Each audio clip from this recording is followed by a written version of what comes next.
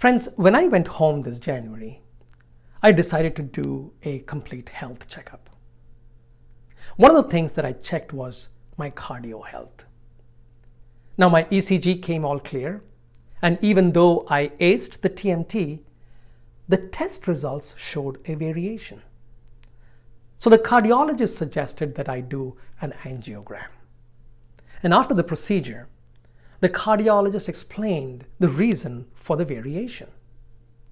You see, I have a condition called myocardial bridging, and it's a harmless condition.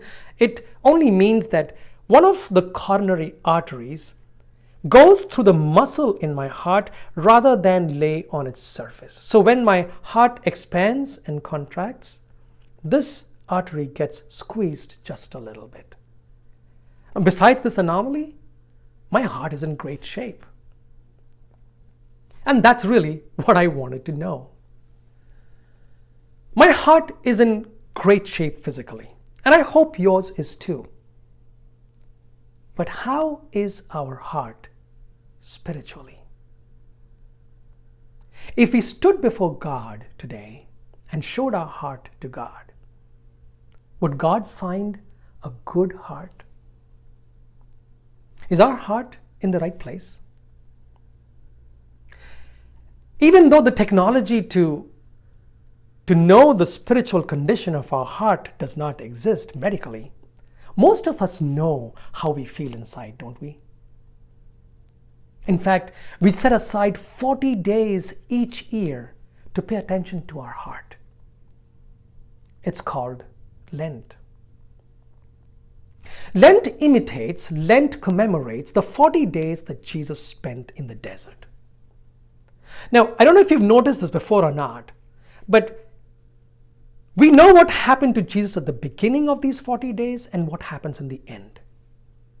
The Gospels tell us that the Spirit of God led Jesus into the desert, and at the end of the 40 days, he was hungry and he was tempted by the devil.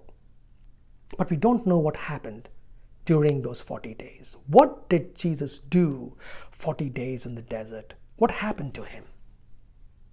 See, I believe that in those 40 days, Jesus was making sure that his heart was totally aligned with God's heart. The task before him was enormous.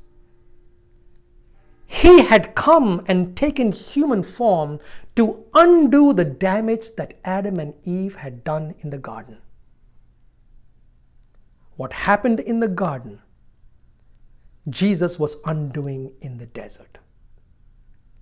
His mission, his ministry, his suffering, and his death, these were immense tasks at his hand. And to accomplish this task of human salvation, his heart would have to be totally aligned with that of God.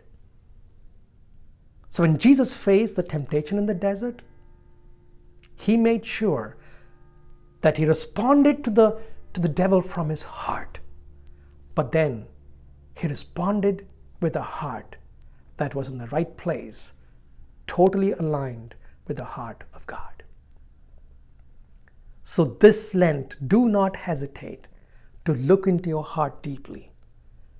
And if there is some place where our heart needs to be aligned with the heart of God, do not hesitate to do so, because it means that salvation and redemption can be ours as well. Now there is another reason why we need to make sure that our heart is in good shape and is in the right place. And the reason is that the condition of our heart is not just a private reality.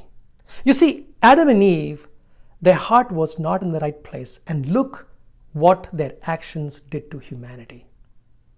Jesus, on the other hand, one man undid what Adam and Eve did, and because his heart was in the right place, he brought redemption to the world.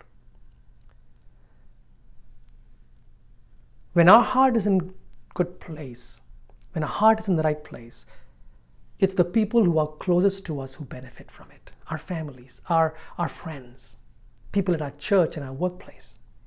But if our heart is not in a good place, if our heart is not good, The people who suffer are the ones who are closest to us. Eve gave the fruit to Adam, the one that he loved, one that she loved the most. If our heart is not in the good place, the people who suffer are the ones who are closest to us.